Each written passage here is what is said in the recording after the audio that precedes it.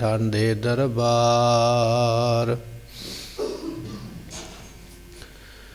तुझ बिन सुरत करे को मेरी,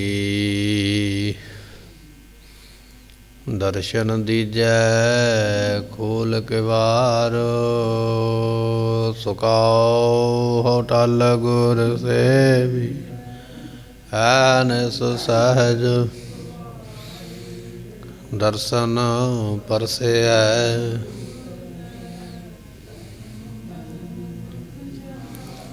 होवै सिफत खसामंदीर,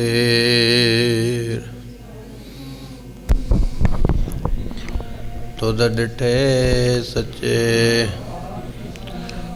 मल जन्म जन्म दी कटी है, तुद डिठे सच्चे पातशाह। मल जन्म जन्म दी कटी है। सतनाम श्री वाहिगुरु साहिब जीओ। गुजरी घर पहला, मले ना लाशै पार मलो। परम लियो बैठो री आई, आवत किने ना पेखियो। कवने जाने री बाई, कौन कहे किन बूझिए रमैया। आकुल री बाई, मला ना लाशे पार मलो। परम लियो बैठो री आई। वाहिगुरु जी का खालसा, वाहिगुरु जी की फतेह। ਸਾਹਿਬ ਸਤਿਗੁਰੂ ਸ੍ਰੀ ਗੁਰੂ ਗ੍ਰੰਥ ਸਾਹਿਬ ਜੀਆਂ ਦੀ ਪਵਿੱਤਰ ਪਾਵਨ ਹਜ਼ੂਰੀ ਅੰਦਰ ਸ਼ਸ਼ੋਭਤ ਹੋ ਰਹੀ ਗੁਰੂ ਕੀ ਸੰਗਤ। ਆਪ ਸੰਗਤਾਂ ਨੇ ਸਤਿਗੁਰਾਂ ਦੇ ਦਰਬਾਰ ਦੇ ਅੰਦਰ ਬੈਠ ਕੇ ਰਸ ਭਿੰਨੇ ਗੁਰਬਾਣੀ ਦੇ ਕੀਰਤਨ ਸ਼ਬਦ ਸਰਵਣ ਕੀਤੇ ਨੇ। ਪਵਿੱਤਰ ਬਾਣੀ ਗੁਰੂ ਨਾਨਕ ਸਾਹਿਬ ਜੀਆਂ ਦੀ ਆਸਾ ਦੀ ਵਾਰ ਆਪ ਸੰਗਤਾਂ ਨੇ ਸਰਵਣ ਕੀਤੀ ਹੈ। ਇਸ ਵੇਲੇ ਲੜੀਵਾਰ ਗੁਰਬਾਣੀ ਦੀ ਕਥਾ ਜੋ ਇੱਕ ਇੱਕ ਸ਼ਬਦ ਆਪਾਂ ਸਰਵਣ ਕਰਦੇ ਆ ਰਹੇ ਹਾਂ, ਇੱਕ ਇੱਕ ਸ਼ਬਦ ਕਰਕੇ ਸਰਵਣ ਕਰਦੇ ਆ ਰਹੇ ਹਾਂ। ਤੇ ਇਸ ਗੁਰਬਾਣੀ ਦੀ ਵਿਚਾਰ ਦਾ ਸਮਾਂ ਹੋਇਆ। ਆਓ ਕੁਝ ਸਮੇਂ ਵਾਸਤੇ ਮਨ ਬਿਰਤੀਆਂ ਟਿਕਾਈਏ। ਬੜੀ ਭਾਵਨਾ ਦੇ ਨਾਲ ਜੋ ਸਤਿਗੁਰੂ ਜੀ ਸਾਨੂੰ ਅੱਜ ਅੰਮ੍ਰਿਤ ਉਪਦੇਸ਼ ਬਖਸ਼ਿਸ਼ ਕਰ ਰਹੇ ਨੇ, ਸਰਵਣ ਕਰੀਏ। ਮਿਲ ਕੇ ਆਖੀਏ ਸਤਨਾਮ ਸ੍ਰੀ ਵਾਹਿਗੁਰੂ ਸਾਹਿਬ ਜੀ। ਸਤਨਾਮ ਸ੍ਰੀ ਵਾਹਿਗੁਰੂ ਸਾਹਿਬ ਜੀਓ। गुजरी घर पहला, राग दा नाम है और पहले घर दे अंदर ये शब्द जिहड़ा है भगत नामदेव जी बख्शिश करते ने। गुजरी राग दे अंदर भगत नामदेव दे दो शब्द लिखे ने। पहला शब्द आपां कल सरवण कीता सी, जो राज देह तां कवन वडाई, जो भीख मंगावै तां क्या घट जाई। सो दूजा जिहड़ा शब्द है वो आपां अज सरवण कर रहे हाँ। दो ही शब्द इस राग विच ने भगत नामदेव जी दे। भगत नामदेव जी जदों ये शब्द उचारण किया, कहन लगे किसी काम वास्ते बाहर गए हुए सन। ते जदों कुछ देर बाद अपने घर दे विच आए ते जिहड़ी गुआंढण है नाल कोई दूसरे घर विच रहन वाली औरत है, उन्हें भगत नामदेव नूं मखौल किया। मखौल ये किया, कह लगी नामदेव कित्थे गया सी, तेरे घर ते मगरों भगवान जी आए रहे, वो तेरे घर विच आके बैठे रहे। क्योंकि वो जानती है भी हर वेले भगवान भगवान करता रहिंदा।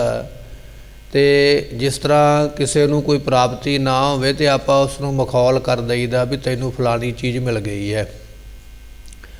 हुण उस माई बीबी नूं गुआंढण नूं पता तो है नहीं, पर उन्हें मखौल कर दिता। कहन लगे नामदेव कित्थे गए सी, तेरे घरे भगवान आया होया सी ਤੇ ਉਹ ਬੈਠ ਕੇ ਇੱਥੋਂ ਚਲਾ ਗਿਆ ਹੈ ਤੇਰੇ ਆਉਣ ਤੋਂ ਪਹਿਲਾਂ। ਜਦੋਂ ਭਗਤ ਨਾਮਦੇਵ ਜੀਆਂ ਨੇ ਬਚਨ ਸੁਣਿਆ, ਹੁਣ ਜਾਣਦੇ ਤੇ ਪਏ ਨੇ ਵੀ ਇਹ ਮਾਤਾ ਮੈਨੂੰ ਮਖੌਲ ਕਰਦੀ ਹੈ, ਝੂਠ ਬੋਲਦੀ ਹੈ। ਉਸ ਵੇਲੇ ਭਗਤ ਨਾਮਦੇਵ ਜੀਆਂ ਨੇ ਇਹ ਜਿਹੜਾ ਸ਼ਬਦ ਹੈ ਨਾ ਉਸ ਵੇਲੇ ਬਖਸ਼ਿਸ਼ ਕੀਤਾ। ਰਹਾਉ ਦੀਆਂ ਪੰਕਤੀਆਂ ਨੇ, ਕੌਣ ਕਹੈ ਕਿਨ ਬੂਝੀਏ। ਕੌਣ ਇਸ ਗੱਲ ਨੂੰ ਕਹਿੰਦਾ ਹੈ ਵੀ ਮੇਰੇ ਘਰੇ ਭਗਵਾਨ ਆਇਆ ਸੀ ਤੇ ਚਲਾ ਗਿਆ। ਮਾਤਾ ਦੱਸ ਤੇ ਸਹੀ ਨਾ, ਉਹਦਾ ਨਾਮ ਮੈਨੂੰ ਵੀ ਪਤਾ ਲੱਗੇ। ਉਹ ਬੰਦਾ ਕੌਣ ਹੈ। ਕਿਨ ਬੂਝੀਏ ਤੇ ਮੈਂ ਕੀ ਸਮਝਾਂ। ਜਾਂ ਆਪਾਂ ਇਸ ਤਰ੍ਹਾਂ ਕਹਿ ਸਕਦੇ ਹਾਂ, ਕਿਨ ਬੂਝੀਏ, ਕਿਹਦੇ ਕੋਲੋਂ ਮੈਂ ਪੁੱਛਾਂ ਜਾ ਕੇ ਜਿਹੜਾ ਤੂੰ ਆਖਦੀ ਹੈ ਵੀ ਮੇਰੇ ਘਰੇ ਭਗਵਾਨ ਆਇਆ ਹੈ। ਇਹ ਰਹਾਉ ਦੀਆਂ ਪੰਕਤੀਆਂ ਨੇ। ਭਗਤ ਨਾਮਦੇਵ ਜੀ ਸਵਾਲ ਕਰਦੇ ਪਏ, ਕੌਣ ਕਹੈ ਕਿਨ ਬੂਝੀਏ, ਕੌਣ ਕਹਿੰਦਾ ਹੈ, ਮੈਂ ਕਿਹਦੇ ਕੋਲੋਂ ਜਾ ਕੇ ਪੁੱਛਾਂ। ਰਮਈਆ ਆਕੁਲ ਰੀ ਬਾਈ, ਹੇ ਬਾਈ ਹੇ ਮਾਈ।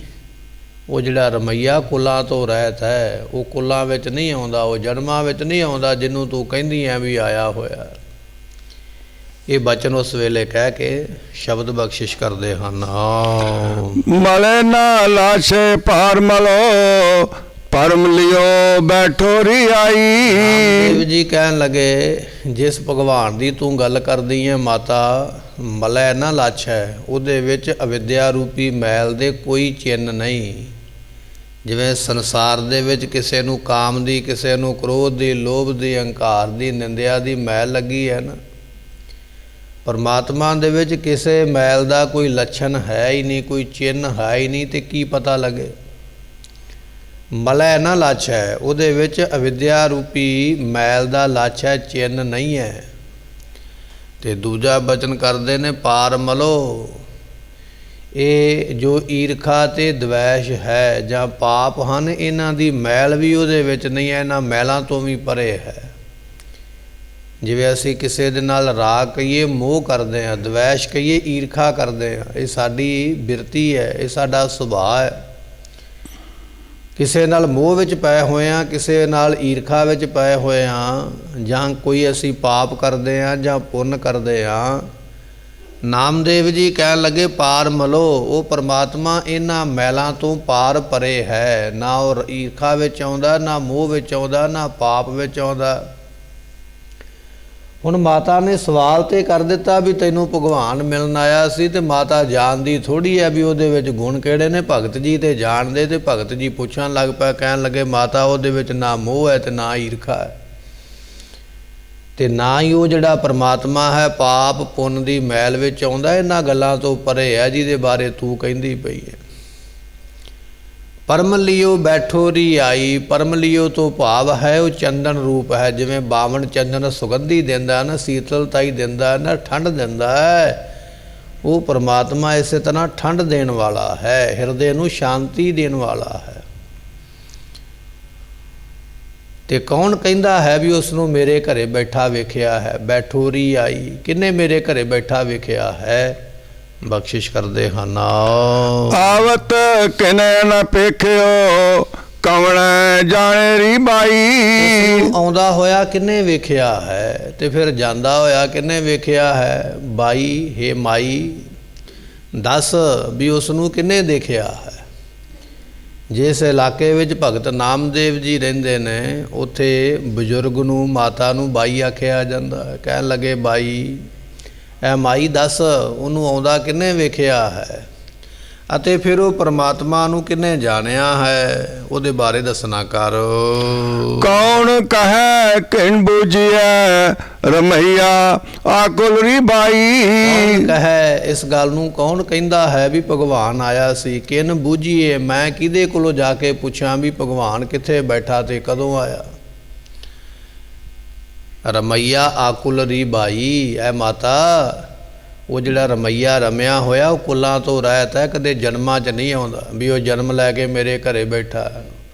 ਉਹ ਤੇ ਆਕੁਲ ਹੈ, ਕੁਲਾਂ ਤੋਂ ਰਹਿਤ, ਜਨਮਾਂ ਤੋਂ ਰਹਿਤ ਹੈ। ਇਹ ਬਚਨ ਕਰਕੇ ਹੁਣ ਦ੍ਰਿਸ਼ਟਾਂਤ ਦਿੰਦੇ ਨੇ ਸਮਝਾਉਣ ਵਾਸਤੇ, ਵੀ ਜੇ ਸਮਝ ਨਹੀਂ ਆਈ ਤੇ ਇੱਕ ਉਦਾਹਰਨ ਦੇ ਦਿੰਦੇ ਆ। ਮਖੌਲ ਤੇ ਤੂੰ ਕਰ ਦਿੱਤਾ ਵੀ ਮੇਰੇ ਘਰੇ ਰੱਬ ਬੈਠਾ, ਤੂੰ ਵੇਖ ਲਿਆ। ਪਰ ਕਹਿਣ ਲੱਗੇ ਹੁਣ ਤੈਨੂੰ ਉਦਾਹਰਨ ਦੇ ਕੇ ਸਮਝਾਉਂਦੇ ਹਾਂ। ਰਹਾਉ ਜਿਉ ਆਕਾਸੈ ਪੰਖਿਓ ਖੋਜ ਨਿਰਖਿਓ ਨਾ ਕਹਿਣ ਜਾਈ। ਲੱਗੇ ਜਿਵੇਂ ਪੰਛੀ ਆਕਾਸ਼ ਵਿੱਚ ਉੱਡਦਾ ਹੋਵੇ ਤੇ ਉਹਦਾ ਖੁਰਾ ਖੋਜ ਨਹੀਂ ਲੱਭਿਆ ਜਾਂਦਾ। ਧਰਤੀ ਦੇ ਉੱਪਰ ਬੰਦਾ ਚੱਲਦਾ, ਜੇ ਚੋਰ ਕਿਤੇ ਚੋਰੀ ਕਰ ਲਵੇ ਤੇ ਬੜੇ ਬੜੇ ਖੋਜੀ ਨੇ ਉਹਦੇ ਪੈਰਾਂ ਦੀ ਪੈੜ ਲੱਭ ਲੈਂਦੇ, ਖੋਜ ਲੱਭ ਲੈਂਦੇ ਵੀ ਇੱਥੋਂ ਬੰਦਾ ਲੰਘ ਕੇ ਗਿਆ ਸੀ। ਪਰ ਹੁਣ ਉਸ ਖੋਜੀ ਨੂੰ ਆਪਾਂ ਇਹ ਗੱਲ ਆਖੀਏ ਵੀ ਆਕਾਸ਼ ਦੇ ਵਿੱਚ ਉਹ ਪੰਛੀ ਉੱਡ ਕੇ ਗਿਆ ਤੇ ਉਹਦਾ ਖੁਰਾ ਖੋਜ ਲੱਭ ਕੇ ਦੱਸ, ਤੇ ਉਹ ਦੱਸ ਸਕਦਾ? ਨਹੀਂ ਦੱਸ ਸਕਦਾ। ਆਕਾਸ਼ ਵਿੱਚ ਉੱਡਿਆ ਪੰਛੀ ਕਿੱਧਰੋਂ ਲੰਘ ਗਿਆ, ਕਿੱਧਰ ਨੂੰ ਚਲਾ ਗਿਆ, ਉਹਦਾ ਖੁਰਾ ਖੋਜ ਲੱਭਿਆ ਨਹੀਂ ਜਾ ਸਕਦਾ। ਐ ਮਾਤਾ, ਇਸੇ ਤਰ੍ਹਾਂ ਉਹ ਪਰਮਾਤਮਾ, ਉਹਦੇ ਖੁਰੇ ਖੋਜ ਨੂੰ ਲੱਭਿਆ ਨਹੀਂ ਜਾ ਸਕਦਾ। ਤੂੰ ਆਖਦੀ ਆਂ ਵੀ ਉਹ ਆਇਆ ਤੇ ਫਿਰ ਇੱਧਰ ਨੂੰ ਚਲਾ ਗਿਆ। ਆਕਾਸ਼ ਦੇ ਵਿੱਚ ਉੱਡਣ ਵਾਲੇ ਪੰਛੀ ਦਾ ਖੁਰਾ ਖੋਜ ਕੋਈ ਲੱਭ ਨਹੀਂ ਸਕਦਾ, ਸਿਆਣੇ ਤੋਂ ਸਿਆਣਾ ਬੰਦਾ। ਇਸੇ ਤਰ੍ਹਾਂ ਕਹਿੰਦੇ ਉਸ ਪਰਮਾਤਮਾ ਨੂੰ ਵੀ ਭਾਈ ਜਾਣਿਆ ਨਹੀਂ ਜਾਂਦਾ ਹੈ। ਜਿਉ ਜਲ ਮਾਜੈ ਮਾਛਲੋ ਮਾਰਗ ਪੇਖੋ ਨਾ ਜਾਈ। ਉਦਾਹਰਨ ਫਿਰ ਦਿੰਦੇ ਨੇ, ਦ੍ਰਿਸ਼ਟਾਂਤ ਦਿੰਦੇ ਨੇ। ਕਹਿਣ ਲੱਗੇ ਵੀ ਮਗਰਮੱਛ ਪਾਣੀ ਵਿੱਚੋਂ ਲੰਘ ਗਿਆ, ਸਮੁੰਦਰ ਦਾ ਪਾਣੀ ਹੈ, ਉਹਦੇ ਵਿੱਚ ਮਗਰਮੱਛ ਹੈ, ਮਗਰਮੱਛ ਚਲਾ ਗਿਆ ਤੇ ਮਗਰੋਂ ਕੋਈ ਬੰਦਾ ਆਖੇ ਵੀ ਉਹ ਮਗਰਮੱਛ ਇੱਧਰ ਨੂੰ ਗਿਆ ਸੀ ਤੇ ਇੱਧਰ ਨੂੰ ਗਿਆ, ਇਸ ਤਰ੍ਹਾਂ ਲੱਭ ਲਵੇਗਾ ਕੋਈ? ਮਗਰਮੱਛ ਦਾ ਵੀ ਪਿੱਛਾ ਨਹੀਂ ਕੀਤਾ ਜਾ ਸਕਦਾ, ਮਗਰਮੱਛ ਦੇ ਵੀ ਖੋਜ ਨੂੰ, ਉਹਦੇ ਖੁਰੇ ਖੋਜ ਨੂੰ ਲੱਭਿਆ ਨਹੀਂ ਜਾ ਸਕਦਾ। ਪਾਣੀ ਵਿੱਚ ਜਾ ਕੇ ਉਹਨੂੰ ਵੀ ਪ੍ਰਾਪਤ ਨਹੀਂ ਕੀਤਾ ਜਾ ਸਕਦਾ। ਜਿਵੇਂ ਪਾਣੀ ਦਾ ਮੱਛ ਪਾਣੀ ਵਿੱਚ ਲੱਭਦਾ ਨਹੀਂ ਹੈ, ਉਹਦਾ ਖੁਰਾ ਖੋਜ ਨਹੀਂ ਲੱਭਦਾ, ਮਾਤਾ ਇਸੇ ਤਰ੍ਹਾਂ ਉਹ ਪਰਮਾਤਮਾ ਦਾ ਵੀ ਖੁਰਾ ਖੋਜ ਨੂੰ ਕਿਸੇ ਨੇ ਜਾਣਿਆ ਨਹੀਂ ਹੈ। ਜਿਉ ਆਕਾਸੈ ਘੜੂਲ ਮ੍ਰਿਗ ਤ੍ਰਿਸ਼ਨਾ ਭਰਿਆ। ਭਗਤ ਨਾਮਦੇਵ ਜੀ ਕਹਿਣ ਲੱਗੇ ਜਿਵੇਂ ਕੋਈ ਬੰਦਾ ਇਹ ਗੱਲ ਆਖੇ ਵੀ ਆਕਾਸ਼ ਦੀ ਮਿੱਟੀ ਦੇ ਨਾਲ ਇੱਕ ਘੜਾ ਬਣਿਆ ਹੈ। ਹੁਣ ਆਕਾਸ਼ ਵਿੱਚ ਮਿੱਟੀ ਕਿੱਥੋਂ ਆਈ? ਮਿੱਟੀ ਤੇ ਮਿਲੇਗੀ ਧਰਤੀ ਤੋਂ, ਆਕਾਸ਼ ਵਿੱਚ ਤੇ ਮਿੱਟੀ ਹੈ ਹੀ ਨਹੀਂ। ਪਰ ਜੇ ਕੋਈ ਬੰਦਾ ਇਹ ਉਦਾਹਰਨ ਦੇਵੇ ਵੀ ਆਕਾਸ਼ ਦੀ ਮਿੱਟੀ ਲੈ ਕੇ ਤੇ ਬਾਂਝ ਜਨਾਨੀ ਦੇ ਪੁੱਤਰ ਨੇ ਘੜਾ ਬਣਾਇਆ ਹੈ। ਬਾਂਝ ਉਹਨੂੰ ਕਿਹਾ ਜਾਂਦਾ ਹੈ ਜਿਹੜੀ ਸੰਤਾਨ ਨੂੰ ਜਨਮ ਨਾ ਦੇ ਸਕੇ। ਤੇ ਫਿਰ ਬੰਦਾ ਇਹ ਗੱਲ ਕਵੇ ਵੀ ਉਹ ਫਲਾਣੀ ਜਨਾਨੀ ਹੈ, ਇਸਤਰੀ ਹੈ, ਜਿਹਨੇ ਬੱਚਾ ਕੋਈ ਔਲਾਦ ਜੰਮੀ ਨਹੀਂ ਹੈ, ਪਰ ਉਹਦੇ ਪੁੱਤਰ ਨੇ ਘੜਾ ਬਣਾਇਆ। ਹੁਣ ਦੋਵੇਂ ਗੱਲਾਂ ਝੂਠੀਆਂ ਹੋ ਗਈਆਂ। ਆਕਾਸ਼ ਦੇ ਵਿੱਚ ਮਿੱਟੀ ਨਹੀਂ ਹੈ, ਬਾਂਝ ਇਸਤਰੀ ਪੁੱਤਰ ਨੂੰ ਜਨਮ ਨਹੀਂ ਦੇ ਸਕਦੀ, ਤੇ ਫਿਰ ਵੀ ਆਖੇ ਵੀ ਉਹਦੇ ਪੁੱਤਰ ਨੇ ਘੜਾ ਬਣਾਇਆ। ਤੇ ਮ੍ਰਿਗ ਤ੍ਰਿਸ਼ਨਾ ਭਰਿਆ। ਤੀਜਾ ਬਚਨ ਇਹ ਹੈ ਕਿ ਜਿਵੇਂ ਮ੍ਰਿਗ ਤ੍ਰਿਸ਼ਨਾ ਦਾ ਜਲ ਹੈ ਤੇ ਕੋਈ ਆਖੇ ਵੀ ਉਸ ਜਲ ਦੇ ਨਾਲ ਘੜਾ ਭਰਿਆ, ਗੱਲ ਇਹ ਵੀ ਮਿਥਿਆ, ਝੂਠੀ ਹੈ। ਮ੍ਰਿਗ ਤ੍ਰਿਸ਼ਨਾ ਕੀ ਹੁੰਦੀ ਹੈ? ਜੂਨ ਜੁਲਾਈ ਦੇ ਮਹੀਨੇ ਦੇ ਵਿੱਚ ਜਦੋਂ ਰੇਗਿਸਤਾਨ ਦੇ ਵਿੱਚ ਬੜੀ ਧੁੱਪ ਲੱਗਦੀ ਹੈ ਨਾ, ਤੇ ਦੁਪਹਿਰ ਵੇਲੇ ਧੁੱਪ ਦੇ ਨਾਲ ਰੇਤਾ ਚਮਕਦਾ ਹੈ ਤੇ ਦੂਰੋਂ ਵੇਖਣ ਨੂੰ ਇਸ ਤਰ੍ਹਾਂ ਲੱਗਦਾ ਵੀ ਜਿਵੇਂ ਪਾਣੀ ਦਾ ਕੋਈ ਤਲਾਬ ਭਰਿਆ ਹੋਵੇ। ਉਹ ਰੇਤਾ ਚਮਕਦੀ ਇੱਦਾਂ ਲੱਗਦੀ ਹੈ ਜਿਵੇਂ ਪਾਣੀ ਖਲੋਤਾ ਹੋਵੇ। ਉਹਨੂੰ ਕਿਹਾ ਜਾਂਦਾ ਮ੍ਰਿਗ ਤ੍ਰਿਸ਼ਨਾ। ਹੈ ਨਹੀਂ ਹੈ ਪਰ ਦਿਸਦਾ ਪਿਆ ਹੈ। ਤੇ ਕਹਿਣ ਲੱਗੇ ਭਾਈ ਮ੍ਰਿਗ ਤ੍ਰਿਸ਼ਨਾ ਦਾ ਜਲ ਕੋਈ ਆਖੇ ਵੀ ਉਸ ਘੜੇ ਵਿੱਚ ਭੜਿਆ, ਜਿਹੜਾ ਘੜਾ ਬਾਂਝ ਇਸਤਰੀ ਦੇ ਪੁੱਤਰ ਨੇ ਬਣਾਇਆ, ਤੇ ਜਿਹੜਾ ਘੜਾ ਆਕਾਸ਼ ਦੀ ਮਿੱਟੀ ਦੇ ਨਾਲ ਬਣਿਆ। ਕਹਿਣ ਲੱਗੇ ਭਾਈ ਇਹ ਗੱਲਾਂ ਜਿਹੜੀਆਂ ਨੇ ਨਾ, ਇਹ ਕਹਿ ਤੇ ਕੋਈ ਸਕਦਾ ਪਰ ਮੰਨੇਗਾ ਨਹੀਂ। ਮਾਤਾ ਜਿਸ ਤਰ੍ਹਾਂ ਇਹ ਗੱਲਾਂ ਨਹੀਂ ਨਾ ਮੰਨੀਆਂ ਜਾ ਸਕਦੀਆਂ, ਉਸੇ ਤਰ੍ਹਾਂ ਤੇਰੀ ਗੱਲ ਤੇ ਵੀ ਇਹ ਬਹੁਤਾ ਯਕੀਨ ਜਿਹਾ ਨਹੀਂ ਆਉਂਦਾ ਪਿਆ। ਜਿਹੜੀ ਤੂੰ ਗੱਲ ਇਹ ਆਖੀ ਆ ਵੀ ਮੇਰੇ ਘਰੇ ਭਗਵਾਨ ਬੈਠਾ, ਤੂੰ ਵੇਖਿਆ? ਬਖਸ਼ਿਸ਼ ਕਰਦੇ ਹਨ। ਨਾਮੇ ਚ ਸੁਆਮੀ ਬੀਠਲੋ ਜਿਨ ਤਿਨੈ ਜਰਿਆ। ਦੇਵ ਜੀ ਕਹਿਣ ਲੱਗੇ ਉਹ ਜਿਹੜਾ ਸੁਆਮੀ ਹੈ ਨਾ ਬੀਠਲ ਪਰਮਾਤਮਾ, ਉਹਦੇ ਵਿੱਚ ਇਹ ਤਿੰਨੇ ਦ੍ਰਿਸ਼ਟਾਂਤ ਜੜੇ ਹੋਏ ਨੇ, ਇਹ ਤਿੰਨੇ ਦ੍ਰਿਸ਼ਟਾਂਤ ਕਲਪੇ ਹੋਏ ਨੇ। ਤਿੰਨੇ ਦ੍ਰਿਸ਼ਟਾਂਤ ਉਹਦੇ ਵਾਸਤੇ ਮੈਂ ਆਖੇ ਨੇ। ਪਹਿਲਾ ਦ੍ਰਿਸ਼ਟਾਂਤ ਕੀ ਸੀਗਾ ਵੀ ਆਕਾਸ਼ ਦੀ ਮਿੱਟੀ। ਦੂਜਾ ਦ੍ਰਿਸ਼ਟਾਂਤ ਹੈ ਬਾਂਝ ਇਸਤਰੀ ਦਾ ਪੁੱਤਰ, ਜਿਹੜੀ ਜਨਮ ਦੇ ਹੀ ਨਹੀਂ ਸਕਦੀ, ਉਹਦਾ ਪੁੱਤਰ ਕਿੱਥੋਂ ਆਇਆ ਤੇ ਫਿਰ ਘੜਾ ਕਿਵੇਂ ਬਣਾਏ। ਤੇ ਤੀਜੀ ਉਦਾਹਰਨ ਹੈ ਵੀ ਮ੍ਰਿਗ ਤ੍ਰਿਸ਼ਨਾ ਦਾ ਜਲ। ਇਹ ਵੀ ਝੂਠਾ ਹੀ ਹੈ। ਮ੍ਰਿਗ ਦੀ ਤ੍ਰਿਸ਼ਨਾ ਦਾ ਜਲ ਇਹ ਹੈ ਦਿਸਦਾ ਪਿਆ ਪਰ ਹੈ ਨਹੀਂ, ਰੇਤਾ ਚਮਕਦੀ ਹੈ, ਉਹਨੂੰ ਪਾਣੀ ਸਮਝ ਲਿਆ। ਤੇ ਜਿੱਥੇ ਪਾਣੀ ਹੈ ਹੀ ਨਹੀਂ ਤੇ ਫਿਰ ਉੱਥੇ ਘੜਾ ਕੀ ਭਰੇਗਾ। ਕਹਿਣ ਲੱਗੇ ਵੀ ਜਿਵੇਂ ਇਹ ਤਿੰਨੇ ਦ੍ਰਿਸ਼ਟਾਂਤ ਸੱਚੇ ਨਹੀਂ ਆਖੇ ਜਾ ਸਕਦੇ ਮਾਤਾ, ਬਿਲਕੁਲ ਇਸੇ ਤਰ੍ਹਾਂ ਇਹ ਨਹੀਂ ਆਖਿਆ ਜਾ ਸਕਦਾ ਵੀ ਉਹ ਪਰਮਾਤਮਾ ਇੱਥੇ ਆਇਆ ਤੇ ਤੂੰ ਦੇਖਿਆ ਹੈ, ਕਿਉਂਕਿ ਉਹ ਦੇਸ਼ ਕਾਲ ਵਸਤੂ ਤੋਂ ਰਹਿਤ ਹੈ। ਨਾ ਉਹ ਕਿਸੇ ਪੱਕੇ ਦੇਸ਼ ਦਾ ਵਸਨੀਕ ਹੈ ਵੀ ਉਹ ਇੱਥੇ ਹੀ ਰਹਿੰਦਾ ਹੈ, ਨਾ ਹੀ ਉਹਦਾ ਕੋਈ ਪੱਕਾ ਸਮਾਂ ਵੀ ਉਹ ਇਸ ਸਮੇਂ ਆਇਆ ਤੇ ਬਾਅਦ ਵਿੱਚ ਮੁੱਕ ਗਿਆ ਹੈ, ਅਤੇ ਨਾ ਹੀ ਦੇਸ਼ ਕਾਲ, ਨਾ ਉਹ ਕਿਸੇ ਵਸਤੂ ਦਾ ਮੁਹਤਾਜ ਹੈ ਵੀ ਫਲਾਣੀ ਵਸਤੂ ਤੇ ਮੈਂ ਵੇਖਿਆ ਸੀ ਉੱਥੇ ਹੀ ਬੈਠਾ ਹੋਇਆ।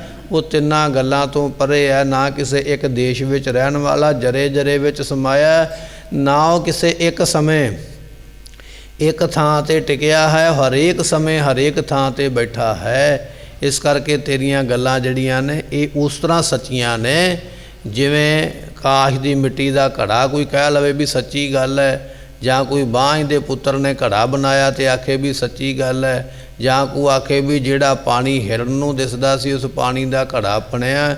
ਜਿਵੇਂ ਇਹ ਗੱਲਾਂ ਸੱਚੀਆਂ ਮੰਨੀਆਂ ਜਾ ਸਕਦੀਆਂ ਨੇ ਤੇ ਫਿਰ ਤੇ ਤੇਰੀ ਗੱਲ ਮੰਨੀ ਜਾ ਸਕਦੀ ਹੈ ਵੀ ਉਹ ਆਇਆ ਸੀ। ਤੇ ਜੇ ਇਹ ਗੱਲਾਂ ਮਿਥਿਆ ਕਹੀਆਂ ਜਾ ਸਕਦੀਆਂ ਤੇ ਫਿਰ ਤੇਰੀ ਗੱਲ ਵਿੱਚ ਵੀ ਮਿਥਿਆ ਹੀ ਹੈ। ਇਹ ਗੱਲ ਰਾਈ ਜਿੰਨੀ ਵੀ ਸੱਚੀ ਨਹੀਂ ਹੈ ਵੀ ਤੂੰ ਉਸ ਨੂੰ ਵੇਖਿਆ ਮੇਰੇ ਘਰੇ ਆਇਆ ਹੋਇਆ। ਸੋ 3 ਦ੍ਰਿਸ਼ਟਾਂਤ ਭਗਤ ਨਾਮਦੇਵ ਜੀਆਂ ਨੇ ਹੋਰ ਦਿੱਤੇ ਨੇ। ਪਹਿਲਾ ਇਹ ਸੀਗਾ ਵੀ ਆਕਾਸ਼ ਵਿੱਚ ਪੰਛੀ ਉੱਡਿਆ ਹੈ, ਪਰ ਉਹਦੇ ਉਹਦੇ ਖੋਜ ਨੂੰ ਉਹਦੇ ਲੱਭਿਆ ਨਹੀਂ ਜਾ ਸਕਦਾ ਵੀ ਉਹ ਕਿੱਧਰ ਨੂੰ ਉੱਡਿਆ, ਉਹਦਾ ਖੁਰਾ ਖੋਜ ਲੱਭਦਾ ਨਹੀਂ ਹੈ। ਦੂਜੀ ਉਦਾਹਰਨ ਇਹ ਦਿੱਤੀ ਹੈ ਵੀ ਪਾਣੀ ਦੇ ਵਿੱਚ ਮਗਰਮੱਛ ਲੰਘ ਗਿਆ ਤੇ ਮਗਰਮੱਛ ਦਾ ਵੀ ਖੁਰਾ ਖੋਜ ਲੱਭਿਆ ਨਹੀਂ ਜਾ ਸਕਦਾ। ਤੇ ਤੀਜੀ ਉਦਾਹਰਨ ਉਹਨਾਂ ਨੇ ਇਹ ਦਿੱਤੀ ਹੈ ਵੀ ਜਿਸ ਤਰ੍ਹਾਂ ਕੋਈ ਬੰਦਾ ਆਖੇ ਵੀ ਆਕਾਸ਼ ਦੀ ਮਿੱਟੀ ਦਾ ਘੜਾ ਬਣਿਆ ਹੈ ਤੇ ਉਹ ਮ੍ਰਿਗ ਤ੍ਰਿਸ਼ਨਾ ਦੇ ਜਲ ਨਾਲ ਭਰਿਆ ਹੈ। ਜਿਵੇਂ ਇਹ 3 ਗੱਲਾਂ ਮਿਥਿਆ ਨੇ, ਇਸੇ ਤਰ੍ਹਾਂ ਮਾਤਾ ਤੇਰੀ ਇਹ ਵੀ ਗੱਲ ਮਿਥਿਆ ਵੀ ਤੂੰ ਰੱਬ ਨੂੰ ਇੱਥੇ ਆਇਆ ਹੋਇਆ ਵੇਖ ਲਿਆ ਹੈ। ਇਹ ਉਦਾਹਰਨਾਂ ਦੇ ਕੇ, ਦ੍ਰਿਸ਼ਟਾਂਤ ਦੇ ਕੇ ਭਗਤ ਨਾਮਦੇਵ ਜੀਆਂ ਨੇ ਉਸ ਮਾਤਾ ਨੂੰ ਸਮਝਾਇਆ ਵੀ ਤੂੰ ਮੈਨੂੰ ਮਖੌਲ ਕੀਤਾ, ਤੂੰ ਝੂਠ ਬੋਲਿਆ ਹੈ, ਅਸਲ ਵਿੱਚ ਤੂੰ ਵੇਖਿਆ ਨਹੀਂ, ਕੇਵਲ ਮੈਨੂੰ ਸੁਣਾਇਆ ਹੈ। ਜਿਵੇਂ ਆਕਾਸ਼ ਵਿੱਚ ਮਿੱਟੀ ਨਹੀਂ ਵੇਖੀ ਹੈ, ਬਾਂਝ ਦਾ ਪੁੱਤਰ ਕਿਸੇ ਨੇ ਨਹੀਂ ਵੇਖਿਆ ਹੈ, ਮ੍ਰਿਗ ਤ੍ਰਿਸ਼ਨਾ ਦਾ ਜਲ ਕਿਸੇ ਨਹੀਂ ਵੇਖਿਆ, ਕੇਵਲ ਪ੍ਰਤੀਤ ਹੁੰਦਾ ਪਰ ਪਾਇਆ ਕਿਸੇ ਨੇ ਨਹੀਂ। ਇਸੇ ਤਰ੍ਹਾਂ ਮਾਤਾ ਵੇਖਿਆ ਤੂੰ ਵੀ ਨਹੀਂ ਹੈ, ਜਾਣਿਆ ਤੂੰ ਵੀ ਨਹੀਂ ਹੈ, ਕੇਵਲ ਤੂੰ ਮੈਨੂੰ ਮਿਹਣਾ ਦਿੱਤਾ, ਕੇਵਲ ਤੂੰ ਮੈਨੂੰ ਮਖੌਲ ਕੀਤਾ ਹੈ, ਪਰ ਉਸ ਨੂੰ ਕਿਹਨੇ ਵੇਖਿਆ ਹੈ। ਇਹ ਬਚਨ ਕਰਕੇ ਭਗਤ ਨਾਮਦੇਵ ਜੀਆਂ ਨੇ ਉਸ ਮਾਤਾ ਨੂੰ ਉਪਦੇਸ਼ ਦੇ ਕੇ ਉਹਦਾ ਭਲਾ ਕੀਤਾ। ਇਸ ਤਰ੍ਹਾਂ ਨਾਮਦੇਵ ਜੀਆਂ ਨੇ ਇਹ ਸ਼ਬਦ ਜੋ ਹੈ ਬਖਸ਼ਿਸ਼ ਕੀਤਾ ਹੈ। ਗੋਜਰੀ ਸ਼੍ਰੀ ਰਵਿਦਾਸ ਜੀ ਕੇ ਪਦੇ ਘਰ ਤੀਜਾ, ਇੱਕ ਓੰਕਾਰ ਸਤਿਗੁਰ ਪ੍ਰਸਾਦ। ਗੁਜਰੀ ਰਾਗ ਦੇ ਵਿੱਚ ਭਗਤ ਰਵਿਦਾਸ ਜੀਆਂ ਦੀ ਬਾਣੀ ਜਿਹੜੀ ਹੈ ਉਹ ਪ੍ਰਾਰੰਭ ਹੁੰਦੀ ਹੈ। 150 ਸਾਲ ਦੇ ਲਗਭਗ ਜਿਹੜੀ ਉਮਰਾ ਹੈ ਨਾ ਉਹ ਭਗਤਾਂ ਨੇ ਮਾਣੀ ਹੈ। ਤੇ ਭਗਤ ਰਵਿਦਾਸ ਜੀ ਸੋ ਇੱਥੇ ਆਪਣੇ ਪਦੇ ਜਿਹੜੇ ਨੇ ਗੁਜਰੀ ਰਾਗ ਦੇ ਵਿੱਚ ਬਖਸ਼ਿਸ਼ ਕਰਦੇ ਨੇ। ਰਾਗ ਦਾ ਨਾਮ ਗੁਜਰੀ ਹੈ। ਤੀਜੇ ਘਰ ਦੇ ਅੰਦਰ ਇਹ ਸ਼ਬਦ ਨੂੰ ਗਾਇਆ ਜਾ ਸਕਦਾ ਹੈ। ਗੁਰੂ ਅਰਜਨ ਦੇਵ ਮਹਾਰਾਜ ਜੀ ਗੁਰੂ ਘਰ ਦੀ ਮਰਿਆਦਾ ਨੂੰ ਪੂਰਿਆਂ ਕਰਦਿਆਂ ਹੋਇਆਂ ਮੰਗਲਾਚਰਨ ਲਿਖਦੇ ਨੇ, ਇੱਕ ਓੰਕਾਰ ਪਰਮਾਤਮਾ ਇੱਕ ਹੈ। ਓੰਕਾਰ ਉਸ ਪਰਮਾਤਮਾ ਦਾ ਨਾਮ ਹੈ। ਓੰਕਾਰ ਦਾ ਜਾਪ ਕਰਨ ਦੇ ਨਾਲ ਉਹ ਰੱਖਿਆ ਕਰਦਾ ਹੈ, ਉਹਦੀ ਪ੍ਰਾਪਤੀ ਹੁੰਦੀ ਹੈ। ਤੇ ਓੰਕਾਰ ਜਿਹੜਾ ਜਾਪ ਹੈ ਸਤਿਗੁਰ ਪ੍ਰਸਾਦ, ਇਹ ਗੁਰੂ ਦੀ ਕਿਰਪਾ ਨਾਲ ਮਿਲਦਾ ਹੈ। ਜੇ ਗੁਰੂ ਰਹਿਮਤ ਕਰੇ, ਬਖਸ਼ਿਸ਼ ਕਰੇ ਤੇ ਤਾਂ ਇਹ ਮੰਤਰ ਮਿਲਦਾ ਤੇ ਇਸ ਮੰਤਰ ਨਾਲ ਉਸ ਪਰਮਾਤਮਾ ਦੀ ਪ੍ਰਾਪਤੀ ਹੁੰਦੀ ਹੈ। ਦੂਤ ਤਾਂ ਬਸਰੇ ਥਨੋ ਬਿਟਾਰਿਓ। ਇਹ ਭਗਤ ਰਵਿਦਾਸ ਜੀ ਇੱਕ ਵੇਲੇ ਬੈਠੇ ਹੋਏ ਸਨ ਆਪਣੀ ਮੌਜ ਦੇ ਵਿੱਚ, ਤੇ ਭਗਤ ਰਵਿਦਾਸ ਜੀਆਂ ਨੂੰ ਆਵਾਜ਼ ਆਈ ਕਾਸ਼ ਦੇ ਵਿੱਚੋਂ ਭਗਵਾਨ ਦੀ। ਕਹਿਣ ਲੱਗੇ, ਭਗਵਾਨ ਜੀ ਸੋ ਭਗਤ ਰਵਿਦਾਸ ਜੀ ਤੁਸੀਂ ਹੁਣ ਦੁੱਧ ਬਣਾ ਕੇ, ਦੁੱਧ ਲੈ ਕੇ ਤੇ ਖੀਰ ਬਣਾ ਕੇ ਕਦੇ ਭੋਗ ਨਹੀਂ ਲਵਾਇਆ, ਕਿਉਂਕਿ ਭਗਤ ਰਵਿਦਾਸ ਜੀ ਪਹਿਲਾਂ ਦੁੱਧ ਦੀ ਖੀਰ ਬਣਾ ਕੇ ਭੋਗ ਲਵਾਇਆ ਕਰਦੇ। ਭਗਵਾਨ ਜੀ ਕਹਿਣ ਲੱਗੇ ਵੀ ਰਵਿਦਾਸ ਜੀ ਕਦੇ ਖੀਰ ਬਣਾ ਕੇ ਭੋਗ ਨਹੀਂ ਲਵਾਇਆ ਹੈ, ਤੇ ਕਦੇ ਤੁਸੀਂ ਫੁੱਲਾਂ ਦਾ ਹਾਰ ਬਣਾ ਕੇ ਵੀ ਸਾਨੂੰ ਨਹੀਂ ਭੇਟ ਕੀਤਾ, ਪਹਿਲਾਂ ਤੇ ਫੁੱਲ ਵੀ ਭੇਟ ਕਰਦੇ ਸੀ। ਅਤੇ ਤੀਜਾ ਬਚਨ ਹੈ ਵੀ ਤੁਸੀਂ ਕਦੇ ਹੁਣ ਪਾਣੀ ਦੇ ਨਾਲ ਇਸ਼ਨਾਨ ਵੀ ਨਹੀਂ ਕਰਵਾਇਆ। ਇਹ ਸਭ ਕੁਝ ਛੱਡ ਕਿਉਂ ਦਿੱਤਾ ਹੈ? ਅਸੀਂ ਤੇ ਚਾਹੁੰਦੇ ਸੀ ਵੀ ਤੁਸੀਂ ਖੀਰ ਬਣਾ ਕੇ ਭੋਗ ਲਵਾਓ, ਫੁੱਲਾਂ ਦਾ ਹਾਰ ਪਹਿਨਾਓ, ਇਸ਼ਨਾਨ ਕਰਵਾਓ, ਪਰ ਤੁਸੀਂ ਸਭ ਕੁਝ ਛੱਡ ਦਿੱਤਾ, ਕਾਰਨ ਕੀ ਹੈ? ਜਦੋਂ ਆਕਾਸ਼ ਦੇ ਵਿੱਚੋਂ ਆਵਾਜ਼ ਸੁਣਾਈ ਦਿੱਤੀ ਨਾ ਭਗਤ ਰਵਿਦਾਸ ਜੀਆਂ ਨੂੰ, ਉਸ ਵੇਲੇ ਫਿਰ ਇਹ ਸ਼ਬਦ ਬਖਸ਼ਿਸ਼ ਕਰਦੇ ਹਨ। दूध ਤਾਂ ਬਛੜੈ ਥਨੋਂ ਬਿਟਾਰਿਓ। ਇਹ ਭਗਵਾਨ ਜੀ ਦੁੱਧ ਤੇ ਝੂਠਾ ਹੋ ਗਿਆ, ਕਿਉਂਕਿ ਦੁੱਧ ਥਣ ਵਿੱਚ ਆਉਣ ਤੋਂ ਪਹਿਲਾਂ ਉਹਨਾਂ ਥਣਾਂ ਨੂੰ ਮੂੰਹ ਲਾਇਆ ਵੱਛੇ ਨੇ ਜਾ ਕੇ, ਕੱਟੇ ਨੇ ਜਾ ਕੇ, ਤੇ ਥਣ ਦੇ ਵਿੱਚੋਂ ਦੁੱਧ ਪੀਣ ਕਰਕੇ ਦੁੱਧ ਤੇ ਝੂਠਾ ਹੋ ਗਿਆ। ਤੇ ਹੁਣ ਝੂਠੇ ਦੁੱਧ ਦੀ ਖੀਰ ਬਣਾ ਕੇ ਤੁਹਾਨੂੰ ਕਿਵੇਂ ਭੋਗ ਲਵਾ ਸਕਦਾ ਹਾਂ? ਮੈਨੂੰ ਸਮਝ ਆ ਗਈ ਹੈ ਵੀ ਜਿਸ ਦੁੱਧ ਦੀ ਖੀਰ ਬਣਾਉਣੀ ਹੈ, ਜਿਹਨੂੰ ਭੋਗ ਲਾਉਣਾ ਸੀ, ਉਹ ਦੁੱਧ ਤੇ ਪਹਿਲੇ ਵੱਛੇ ਨੇ ਪੀਤਾ ਹੈ। दूध ਤਾਂ ਬਛੜੇ, ਦੁੱਧ ਤਾਂ ਬਛੜੇ ਨੇ, ਥਣੋਂ ਬਟਾਰਿਓ, ਥਣਾਂ ਦੇ ਵਿੱਚੋਂ ਪੀ ਲਿਆ ਤੇ ਬਟਾਰਿਓ ਕਹੀਏ ਝੂਠਾ ਹੋ ਗਿਆ। ਤੇ ਹੁਣ ਦੱਸੋ ਵੀ ਝੂਠੇ ਦੁੱਧ ਦੀ ਖੀਰ ਕਿਵੇਂ ਬਣਾਵਾਂ ਤੇ ਤੁਹਾਨੂੰ ਕਿਵੇਂ ਭੋਗ ਲਾਵਾਂ? ਮੈਂ ਇਹ ਗੱਲ ਜਾਣ ਕੇ ਦੁੱਧ ਦੀ ਖੀਰ ਬਣਾਉਣੀ ਛੱਡ ਦਿੱਤੀ ਹੈ। ਫੂਲ ਭਵਰ ਜਲ ਮੀਨ ਬਿਗਾਰਿਓ। ਫੁੱਲਾਂ ਦੀ ਮਾਲਾ ਦੀ ਗੱਲ ਤੁਸੀਂ ਕਰਦੇ ਹੋ, ਉਹਨਾਂ ਫੁੱਲਾਂ ਦੇ ਉੱਪਰ ਮੱਖੀਆਂ ਵੀ ਬੈਠਦੀਆਂ ਨੇ, ਸ਼ਹਿਦ ਵਾਲੀਆਂ ਆ ਕੇ ਭਵਰੇ ਵੀ ਬੈਠਦੇ ਨੇ। ਉਹਨਾਂ ਫੁੱਲਾਂ ਦੀ ਸੁਗੰਧੀ ਤੇ ਭੌਰੇ ਲੈ ਗਏ ਉੱਪਰ ਬੈਠ ਕੇ। ਹੁਣ ਭੌਰਾ ਪਤਾ ਨਹੀਂ ਕਿੱਥੇ ਕਿੱਥੇ ਬੈਠ ਕੇ ਆਇਆ, ਫੁੱਲ ਝੂਠਾ ਕਰ ਗਿਆ। ਮੱਖੀ ਕਿੱਥੇ ਕਿੱਥੇ ਬੈਠ ਕੇ ਆਈ ਹੈ, ਫੁੱਲ ਤੇ ਬੈਠੀ ਹੈ, ਫੁੱਲ ਝੂਠਾ ਹੋ ਗਿਆ। ਹੁਣ ਫੁੱਲ ਵੀ ਝੂਠਾ ਹੈ, ਉਹਦੀ ਸੁਗੰਧੀ ਨੂੰ ਭਵਰਾ ਲੈ ਗਿਆ, ਉਹਦੇ ਰਸ ਨੂੰ ਮੱਖੀਆਂ ਲੈ ਗਈਆਂ। ਤੇ ਭਗਵਾਨ ਜੀ ਉਹ ਝੂਠੇ ਫੁੱਲ ਦੀ ਹੁਣ ਮਾਲਾ ਕਿਵੇਂ ਬਣਾਵਾਂ, ਹਾਰ ਕਿਵੇਂ ਬਣਾਵਾਂ ਤੇ ਉਹ ਤੁਹਾਨੂੰ ਕਿਵੇਂ ਪਾਵਾਂ? ਮੇਰੇ ਮਨ ਵਿੱਚ ਇਹ ਵਿਚਾਰ ਆ ਗਈ ਹੈ ਵੀ ਫੁੱਲ ਵੀ ਝੂਠੇ ਹੋ ਗਏ, ਇਸ ਕਰਕੇ ਮੈਂ ਫੁੱਲਾਂ ਦੀ ਮਾਲਾ ਬਣਾਉਣੀ, ਹਾਰ ਬਣਾਉਣਾ ਛੱਡ ਦਿੱਤਾ ਹੈ। ਤੇ ਤੀਜਾ ਬਚਨ ਰਵਿਦਾਸ ਜੀ ਕਹਿਣ ਲੱਗੇ, ਜਲ ਮੀਨ ਬਿਗਾਰਿਓ। ਜਿਹੜਾ ਤੁਸੀਂ ਆਖਦੇ ਸੀ ਵੀ ਪਾਣੀ ਨਾਲ ਮੈਂ ਤੁਹਾਡਾ ਇਸ਼ਨਾਨ ਨਹੀਂ ਕਰਵਾਉਂਦਾ, ਉਹ ਮੈਂ ਤਾਂ ਨਹੀਂ ਕਰਾਉਂਦਾ ਕਿਉਂਕਿ ਮੈਨੂੰ ਸਮਝ ਆ ਗਈ ਹੈ ਵੀ ਪਾਣੀ ਵਿੱਚ ਤੇ ਮੱਛੀਆਂ ਰਹਿੰਦੀਆਂ, ਡੱਡੂ ਰਹਿੰਦੇ, ਕੱਛੂ ਕੁੰਮੇ ਰਹਿੰਦੇ। ਤੇ ਇਹ ਜਿਹੜੇ ਜੀਵ ਨੇ ਵਿੱਚੇ ਹੀ ਮਲ ਮੂਤਰ ਕਰਦੇ ਨੇ, ਤੇ ਉਹ ਮਲ ਮੂਤਰ ਦੇ ਨਾਲ ਉਹਨਾਂ ਨੇ ਪਾਣੀ ਝੂਠਾ ਕਰ ਦਿੱਤਾ ਹੈ। ਤੇ ਹੁਣ ਝੂਠੇ ਪਾਣੀ ਦਾ ਇਸ਼ਨਾਨ ਕਿਵੇਂ ਕਰਾਵਾਂ? ਫਿਰ ਤੇ ਪਹਿਲਾਂ ਵਾਲੀ ਝੂਠ ਹੀ ਰਹਿ ਜਾਏਗੀ। ਸੋ ਪਹਿਲਾਂ ਮੈਂ ਇਹ ਸਭ ਕੁਝ ਕਰਦਾ ਸੀ, ਪਰ ਮੈਨੂੰ ਹੁਣ ਮਨ ਵਿੱਚ ਸੋਝੀ ਆ ਗਈ ਹੈ, ਵਿਚਾਰ ਆ ਗਿਆ ਵੀ ਦੁੱਧ ਝੂਠਾ ਹੈ, ਪਸ਼ੂਆਂ ਦੇ ਬੱਚਿਆਂ ਨੇ ਕਰ ਦਿੱਤਾ, ਖੀਰ ਬਣਾਈ ਨਹੀਂ ਜਾ ਸਕਦੀ ਹੈ, ਫੁੱਲ ਵੀ ਝੂਠੇ ਨੇ, ਮੱਖੀਆਂ ਤੇ ਭਵਰੇ ਉਹਦੇ ਉੱਪਰ ਆ ਕੇ ਬੈਠੇ ਨੇ, ਤੇ ਪਾਣੀ ਵੀ ਝੂਠਾ, ਉਹਦੇ ਵਿੱਚ ਮੱਛੀਆਂ ਤੇ ਡੱਡੂ ਇਤਿਆਦਿਕ ਰਹਿੰਦੇ ਨੇ, ਵਿੱਚ ਹੀ ਆਪਣਾ ਮਲ ਮੂਤਰ ਕਰਦੇ ਰਹਿੰਦੇ। ਇਸ ਕਰਕੇ ਮੈਂ ਇਸ਼ਨਾਨ ਕਰਾਉਣ ਦਾ ਇਹ ਜਿਹੜਾ ਪ੍ਰੋਗਰਾਮ ਛੱਡ ਦਿੱਤਾ ਹੈ। ਮਾਈ ਗੋਬਿੰਦ ਪੂਜਾ ਕਹਾਂ ਲੈ ਚੜਾਵੋ। ਮਾਈ ਤੋਂ ਭਾਵ ਹੈ, ਹੇ ਭਾਈ ਗੋਬਿੰਦ ਦੀ ਪੂਜਾ ਹੁਣ ਮੈਂ ਕਿਸ ਤਰੀਕੇ ਨਾਲ ਚੜਾਵਾਂ? ਕਿਹੜੀ ਚੀਜ਼ ਦਾ ਚੜਾਵਾ ਚੜਾ ਕੇ ਉਹਦੀ ਪੂਜਾ ਕਰਾਂ? ਪਹਿਲਾਂ ਤੇ ਖੀਰ ਦਾ ਚੜਾਵਾ, ਫੁੱਲਾਂ ਦਾ ਚੜਾਵਾ ਤੇ ਪਾਣੀ ਦਾ ਚੜਾਵਾ ਚੜ੍ਹਦਾ ਸੀਗਾ, ਮੈਂ ਸਭ ਕੁਝ ਕਰਦਾ ਸੀ, ਪਰ ਹੁਣ ਸਭ ਕੁਝ ਝੂਠਾ ਹੋ ਗਿਆ। ਮਾਈ ਤੋਂ ਭਾਵ ਹੈ, ਹੇ ਭਾਈ ਕਹਿਣ ਲੱਗੇ, ਭਾਈ ਗੋਬਿੰਦ ਪੂਜਾ ਕਹਾਂ ਲੈ ਚੜਾਵੋ। ਗੋਬਿੰਦ ਦੀ ਪੂਜਾ ਹੁਣ ਕਿਸ ਚੀਜ਼ ਦੇ ਨਾਲ ਚਾੜਨਾ ਕਰਾਂ? ਕਿਹੜੀ ਚੀਜ਼ ਲਿਆ ਕੇ ਭੇਟ ਕਰਾਂ ਜਿਹਦੇ ਨਾਲ ਉਹਦੀ ਪੂਜਾ ਹੋ ਸਕੇ? ਔਰ ਨ ਫੂਲ ਅਨੂਪ ਨ ਪਾਵੋ। ਅਵਰਨ ਫੂਲ ਅਨੂਪ ਨਾ ਪਾਵੋ। ਅਵਰਨ ਤੋਂ ਭਾਵ ਹੁੰਦਾ ਹੋਰ ਜਿਹੜੇ ਫੁੱਲ ਹਨ ਉਹਨਾਂ ਦੇ ਨਾਲ ਉਹ ਜਿਹੜਾ ਅਨੂਪ ਉਪਮਾ ਤੋਂ ਰਹਿਤ ਪਰਮਾਤਮਾ ਹੈ ਉਹਦੀ ਪ੍ਰਾਪਤੀ ਨਹੀਂ ਹੈ। ਭਾਵੇਂ ਸੁੱਚੇ ਮੋਤੀ ਲਿਆ ਕੇ ਭੇਟ ਕਰ ਦੇਵਾਂ ਤੇ ਭਾਵੇਂ ਫੁੱਲਾਂ ਨੂੰ ਲਿਆ ਕੇ ਭੇਟ ਕਰ ਦੇਣਾ। ਕਹਿਣ ਲੱਗੇ ਅਵਰਨ ਤੋਂ ਭਾਵ ਹੁੰਦਾ ਹੋਰ ਯਤਨ ਕਰਨ ਦੇ ਨਾਲ ਉਸ ਅਨੂਪੰ ਜਿਹੜਾ ਉਪਮਾ ਤੋਂ ਰਹਿਤ ਪਰਮਾਤਮਾ ਹੈ ਉਹਨੂੰ ਪ੍ਰਾਪਤ ਕਿਵੇਂ ਕੀਤਾ ਜਾ ਸਕਦਾ ਹੈ? ਰਹਾਉ ਮੈਲਾ ਘਰ ਬਿਰਹਿ ਹੈ ਭੁਯੰਗਾ। ਨੇ ਆਖਿਆ, ਕਹਿਣ ਲੱਗੇ ਰਵਿਦਾਸ ਜੀ ਜੇ ਫੁੱਲ ਝੂਠੇ ਹੋ ਗਏ ਤਾਂ ਕੀ ਹੋਇਆ? ਚੰਦਨ ਤੇ ਸੁੱਚਾ ਹੈ ਨਾ, ਚੰਦਨ ਲਿਆ ਕੇ ਭੇਟ ਕਰ ਦਿਓ। ਭਗਵਾਨ ਦੇ ਸਾਹਮਣੇ ਚੰਦਨ ਬੜਾ ਸੁਗੰਧੀਦਾਰ ਮੰਨਿਆ ਜਾਂਦਾ, ਬੜਾ ਖੁਸ਼ਬੂਦਾਰ ਮੰਨਿਆ ਜਾਂਦਾ, ਬੜਾ ਠੰਡਾ ਮੰਨਿਆ ਜਾਂਦਾ। ਤੇ ਰਵਿਦਾਸ ਜੀ ਸੁਣ ਕੇ ਕਹਿਣ ਲੱਗੇ, ਮੈਲਾ ਘਰ ਬਿਰਹਿ ਹੈ ਭੁਯੰਗਾ। ਭੁਯੰਗ ਨਾਮ ਸੱਪ ਦਾ। ਕਹਿਣ ਲੱਗੇ ਭਾਈ ਚੰਦਨ ਵੀ ਭੇਟ ਨਹੀਂ ਕੀਤਾ ਜਾ ਸਕਦਾ ਕਿਉਂਕਿ ਚੰਦਨ ਨੂੰ ਤੇ ਸੱਪ ਵੱਲ ਮਾਰ ਕੇ ਬੈਠਾ ਹੋਇਆ ਤੇ ਸੱਪ ਦੇ ਵਿੱਚ ਜ਼ਹਿਰ ਹੈ ਤੇ ਉਹਦੀ ਜ਼ਹਿਰ ਚੰਦਨ ਨੂੰ ਲੱਗਦੀ ਪਈ ਹੈ ਤੇ ਮੈਂ ਜ਼ਰੀਲਾ ਚੰਦਨ ਲਿਆ ਕੇ ਕਿਵੇਂ ਭਗਵਾਨ ਨੂੰ ਭੇਟ ਕਰਾਂ?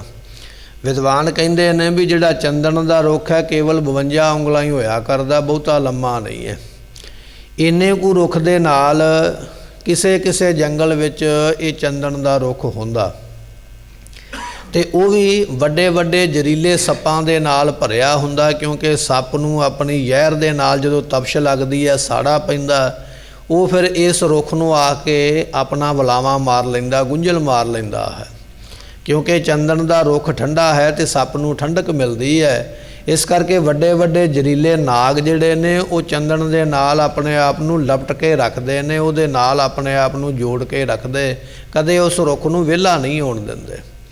ਤੇ ਰਵਿਦਾਸ ਜੀ ਕਹਿਣ ਲੱਗੇ ਮੈਲਾ ਗਰ ਬੇਰੇ ਹੈ ਭੁਯੰਗਾ, ਕਹਿੰਦੇ ਸੱਪਾਂ ਨੇ ਭਾਈ ਆਪਣੀ ਵਿਸ ਦੇ ਨਾਲ ਉਸ ਚੰਦਨ ਦੇ ਰੁੱਖ ਨੂੰ ਵੀ ਜੂਠਾ ਹੀ ਕਰ ਛੱਡਿਆ ਹੈ, ਜ਼ਹਿਰੀਲਾ ਕਰ ਛੱਡਿਆ।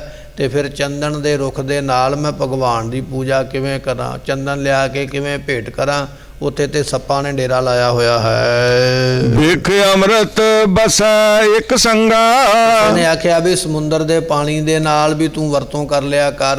ਤੇ ਭਗਤ ਜੀ ਕਹਿਣ ਲੱਗੇ ਵੀ ਸਮੁੰਦਰ ਵਿੱਚੋਂ ਹੀ ਭਾਈ ਅੰਮ੍ਰਿਤ ਨਿਕਲਿਆ ਤੇ ਸਮੁੰਦਰ ਵਿੱਚੋਂ ਹੀ ਜ਼ਹਿਰ ਨਿਕਲੀ ਹੈ। ਵਿਦਵਾਨ ਕਹਿੰਦੇ ਨੇ, ਧਾਰਮਿਕ ਗ੍ਰੰਥ ਇਹ ਗੱਲ ਕਹਿੰਦੇ ਨੇ ਕਿ ਸਤਿਯੁਗ ਦੇ ਵਿੱਚ ਦੇਵਤਿਆਂ ਤੇ ਦੈਤਾਂ ਨੇ ਸਮੁੰਦਰ ਨੂੰ ਰਿੜਕਿਆ, ਉਹਦੇ ਵਿੱਚੋਂ 14 ਰਤਨ ਨਿਕਲੇ ਸਨ। 14 ਰਤਨਾਂ ਦੇ ਵਿੱਚੋਂ ਕਹਿਣ ਲੱਗੇ ਜ਼ਹਿਰ ਤੇ ਅੰਮ੍ਰਿਤ ਤੇ ਦੋਵੇਂ ਸਮੁੰਦਰ ਵਿੱਚੋਂ ਹੀ ਨਿਕਲੇ।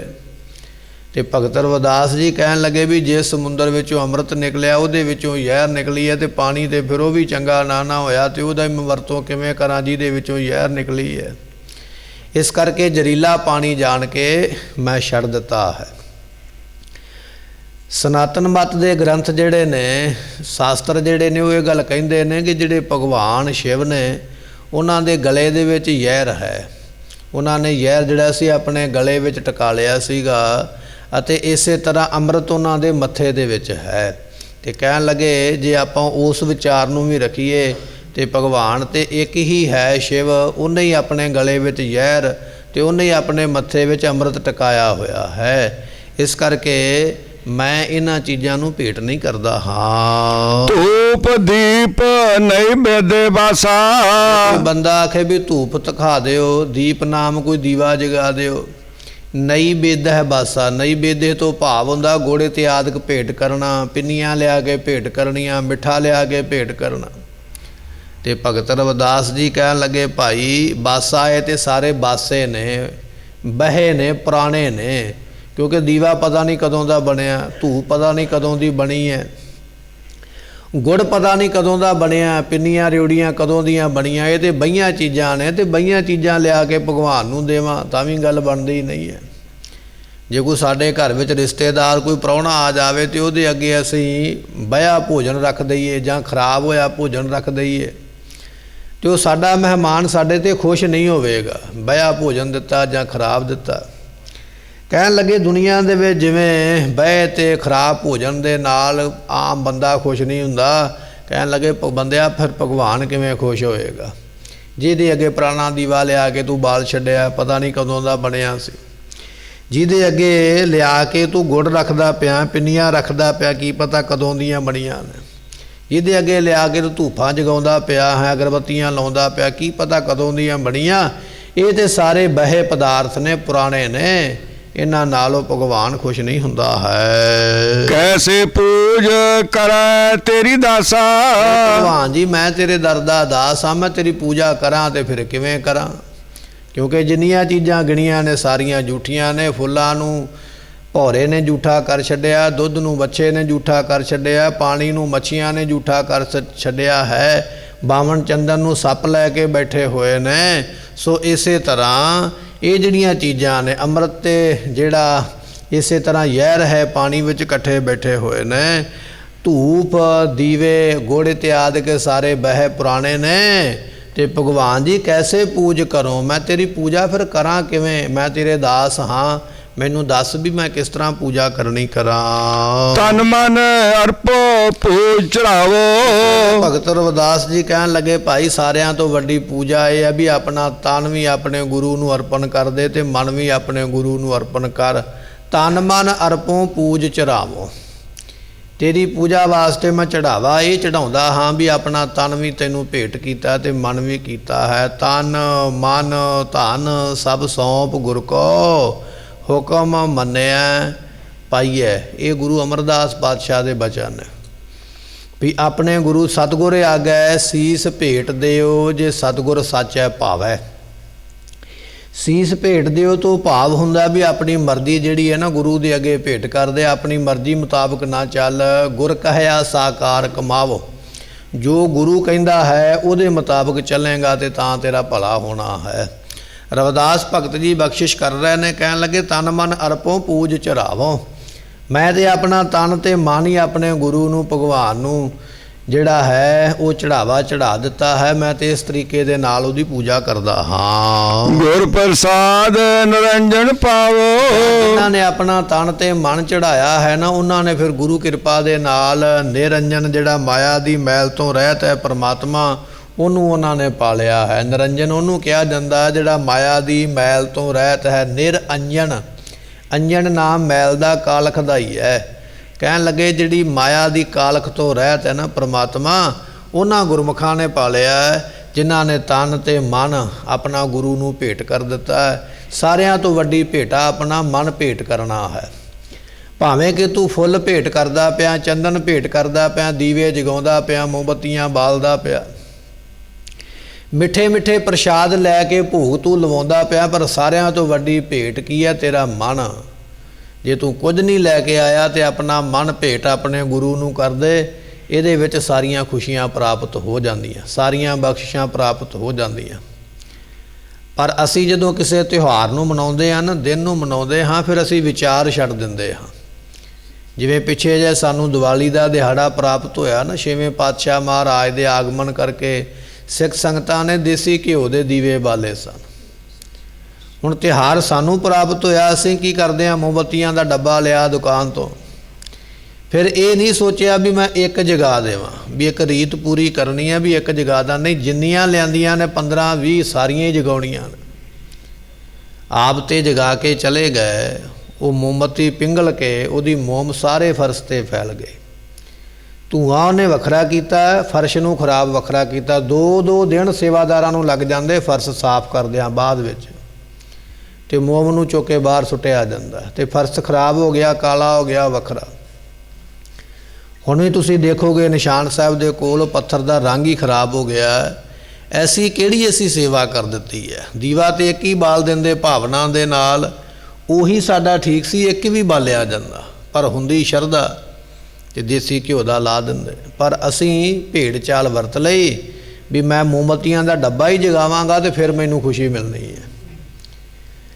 ਭਗਤ ਜੀ ਕਹਿ ਰਹੇ ਨੇ, ਕਹਿਣ ਲੱਗੇ ਭਾਈ ਬਚਨ ਨਹੀਂ ਹੈ, ਤਨ ਮਨ ਅਰਪੋਂ ਪੂਜ ਚੜਾਵੋਂ। ਜੇ ਪੂਜਾ ਕਰਨੀ ਚਾਹਣਾ, ਮੋਮਬੱਤੀਆਂ ਬਾਲਣ ਨਾਲ ਕੁਝ ਨਹੀਂ ਹੋਣਾ। ਆਪਣਾ ਮਨ ਅਰਪ ਆਪਣੇ ਗੁਰੂ ਨੂੰ, ਮਨ ਨੂੰ ਇੱਥੇ ਲਿਆ ਕੇ ਭੇਟ ਕਰ ਵੀ ਮੈਂ ਮਨ ਦੀ ਮਰਜ਼ੀ ਨਹੀਂ ਕਰਾਂਗਾ, ਮੈਂ ਉਹ ਕੰਮ ਕਰਾਂਗਾ ਜਿਹੜਾ ਗੁਰੂ ਚਾਹੁੰਦਾ ਹੈ, ਤੇ ਫਿਰ ਤੈਨੂੰ ਪ੍ਰਾਪਤੀ ਹੋਣੀ ਹੈ। ਪੂਜਾ ਅਰਚਾ ਆਏ ਨਾ ਤੋਰੀ। ਭਗਤ ਰਵਿਦਾਸ ਜੀ ਉਸ ਵੇਲੇ ਕਹਿਣ ਲੱਗੇ ਭਗਵਾਨ ਜੀ ਪੂਜਾ ਕਰਨੀ ਤੇ ਅਰਚਾ ਭੇਟ ਕਰਨੀ ਮੈਨੂੰ ਤੇ ਕੁਝ ਵੀ ਨਹੀਂ ਆਉਂਦਾ। ਦੁਨੀਆ ਦੇ ਲੋਕਾਂ ਨੂੰ ਪੂਜਾ ਕਰਨੀ ਆਉਂਦੀ ਹੈ, ਅਰਚਨਾ ਕਰਨੀ ਆਉਂਦੀ ਹੈ। ਮੈਨੂੰ ਨਾ ਪੂਜਾ ਕਰਨੀ ਆਉਂਦੀ ਹੈ, ਨਾ ਮੈਨੂੰ ਅਰਚਨਾ ਕਰਨੀ ਆਉਂਦੀ ਹੈ, ਨਾ ਮੈਨੂੰ ਚੰਦਨ ਛਿੜਕਣਾ ਆਉਂਦਾ, ਨਾ ਮੈਨੂੰ ਮਾਲਾ ਪਾਉਂਦੀ ਆਉਂਦੀ ਹੈ, ਨਾ ਮੈਨੂੰ ਨਮਸਕਾਰ ਕਰਨੀ ਆਉਂਦੀ। ਮੈਨੂੰ ਤੇ ਕੁਝ ਵੀ ਨਹੀਂ ਆਉਂਦਾ ਹੈ।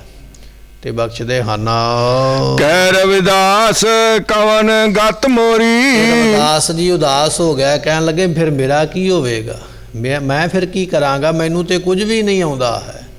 ਨਾ ਮੈਨੂੰ ਪੂਜਾ ਨਾ ਅਰਚਨਾ ਕਰਨੀ ਆਉਂਦੀ, ਨਾ ਆਰਤੀ ਪੜ੍ਹਨੀ ਆਉਂਦੀ ਹੈ, ਨਾ ਫੁੱਲ ਲਿਆਉਣੇ ਆਉਂਦੇ, ਨਾ ਮੈਨੂੰ ਮਾਲਾ ਪਾਉਣੀ ਆਉਂਦੀ ਹੈ। ਤੇ ਮੇਰਾ ਕੀ ਹਾਲ ਹੋਵੇਗਾ? ਕਹਿ ਰਵਿਦਾਸ ਕਵਨ ਗਤ ਮੋਰੀ, ਮੇਰੀ ਗਤੀ ਕੀ ਹੋਵੇਗੀ? ਮੇਰਾ ਕੀ ਹਾਲ ਹੋਵੇਗਾ?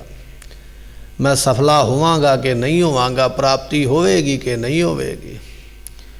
ਜਦੋਂ ਇੰਨੀ ਗੱਲ ਆਖੀ, ਮਨ ਭਰ ਆਇਆ ਤੇ ਕਹਿਣ ਲੱਗੇ, ਉਸੇ ਵੇਲੇ ਭਗਵਾਨ ਜੀ ਪ੍ਰਗਟ ਹੋ ਕੇ ਤੇ ਰਵਿਦਾਸ ਜੀਆਂ ਨੂੰ ਆਪਣੇ ਗਲ ਦੇ ਨਾਲ ਲਾ ਲਿਆ। ਕਹਿਣ ਲੱਗੇ ਰਵਿਦਾਸ ਜੀ ਤੁਸੀਂ ਆਖਦੇ ਹੋ ਵੀ ਪਤਾ ਨਹੀਂ ਗਾਤ ਹੋਵੇਗੀ ਕਿ ਨਹੀਂ ਹੋਵੇਗੀ, ਤੁਸੀਂ ਤੇ ਹੁਣੇ ਹੀ ਮੁਕਤ ਹੋ। ਆਪਣੇ ਗਲ ਦੇ ਨਾਲ ਲਾ ਕੇ ਬਖਸ਼ਿਸ਼ ਕਰ ਦਿੱਤੀ। ਤੇ ਫਿਰ ਉਹਨਾਂ ਨੇ ਬਚਨ ਕੀਤੇ, ਰਾਜ ਨ ਚਾਹੋ ਮੁਕਤ ਨ ਚਾਹੋ ਮਨ ਪ੍ਰੀਤ ਚਰਨ ਕਮਲਾਰੇ, ਜਿਨ੍ਹਾਂ ਨੂੰ ਪ੍ਰਾਪਤੀ ਹੋਈ ਹੈ। ਇਹ ਭਗਤ ਰਵਿਦਾਸ ਜੀਆਂ ਨੇ ਸਾਨੂੰ ਉਪਦੇਸ਼ ਬਖਸ਼ਿਸ਼ ਕੀਤਾ ਹੈ। ਭਗਤ ਰਵਿਦਾਸ ਜੀਆਂ ਦੇ ਇੱਥੇ ਸ਼ਬਦ ਸੰਪੂਰਨ ਹੋਏ ਨੇ। ਰਾਗ ਗੁਜਰੀ ਚੱਲਦਾ ਪਿਆ। ਕੱਲ੍ਹ ਨੂੰ